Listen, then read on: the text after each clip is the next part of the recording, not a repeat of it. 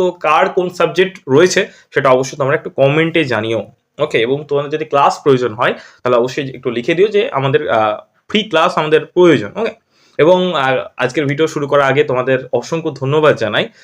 আমাদের 10K subscribe complete হয়েছে, আমাদের এখন 10,000 জনের পরিবার। অসংখ্য ধন্যবাদ তোমাদের ভালোবাসা এবং সাপোর্টের জন্য। আই হোপ ভবিষ্যতে তোমরা এরকমভাবে আমাদের চ্যানেলের পাশে থাকবে। Thank you. তো দেখো, শুরু করছি আজকের video. SLST history syllabus already, geography Bangla complete. আজকে কিন্তু ইতিহাস সিলেবাস নিয়ে আলোচনা করব।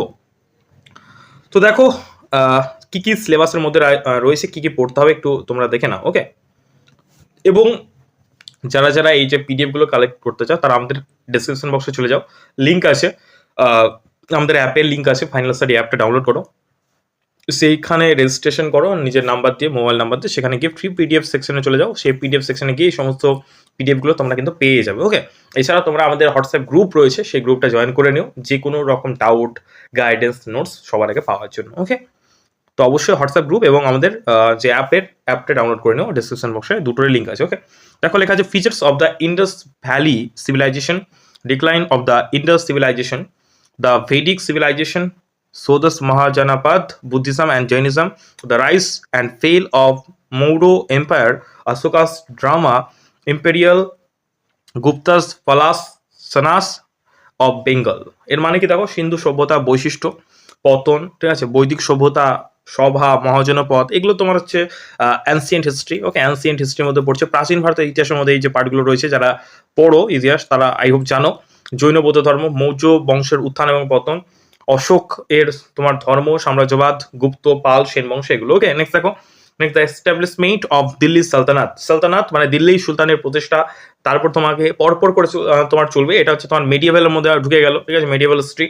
ওকে, যেখানে তোমার হচ্ছে দাস বংশ পড়ছে, তোমার খলজি বংশ পড়ছে, ঠিক আছে, খলজি বিপ্লব, দিল্লির সুলতানের প্রশাসনিক কাঠামো এবং প্রাদেশিক সরকার, ধর্মশাহী, রাষ্ট্রীয় সংক্রান্ত সমস্যা, বিজয়নগর সাম্রাজ্য, এগুলো কিন্তু হবে। ওকে, দুটো দেখো বাই ল্যাঙ্গুয়েজ করা আছে, ইংলিশেও আছে বাংলাতেও আছে, তোমরা যেটাতে কমফোর্টেবল তোমরা দেখতে পারো। ওকে, নেক্সট দেখো, নেক্সট হচ্ছে তোমার সুলতানি যে শাসন ব্যবস্থা, ঠিক আছে, বাবর, তারপর মুঘল যে তোমার রয়েছে, ঠিক আছে, ভারত অভিযানে বাবরের ভূমিকা, মুঘল আফগান দ্বন্দ্ব, সময়কার রাজনৈতিক সংহিতা, আকবর সাম্রাজ্য, মনসবদারি ব্যবস্থা, ধর্মীয় নীতি, এটসেট্রা। ঠিক আছে, তো এইগুলো একটু ডিটেলসে তোমাদের কিন্তু জেনে নিতে হবে, জাস্ট পয়েন্টগুলো লেখা আছে, ঠিক আছে, এটা একদম অফিসিয়াল সিলেবাস।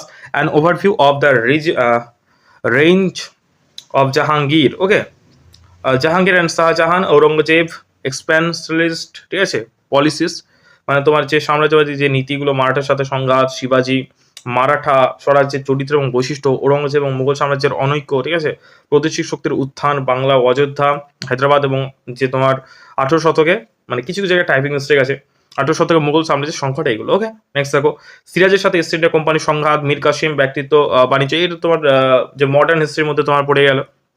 এক কথায় তোমাদেরকে অ্যানসিয়েন্ট হিস্ট্রি যে পার্টগুলো রয়েছে, মডার্ন হিস্ট্রি যে পার্টগুলো রয়েছে, ঠিক আছে, অ্যানসিয়েন্ট, মেডিয়েভাল, মডার্ন, টোটালটাই ভালো করে একদম খুঁটিয়ে খুঁটিয়ে কিন্তু তোমাদের পড়তে হবে। ওকে, একটু দেখে নাও, দেখিয়ে দিচ্ছি, সবগুলো আমি পড়ছি না। নেক্সট দেখো, ব্রিটিশ সাম্রাজ্যের বিরুদ্ধে প্রতিরোধ, পাইক চুয়ার বিদ্রোহ, পাইক বিদ্রোহ, ঠিক আছে, নেক্সট হচ্ছে তোমার পালিগড়। ওকে,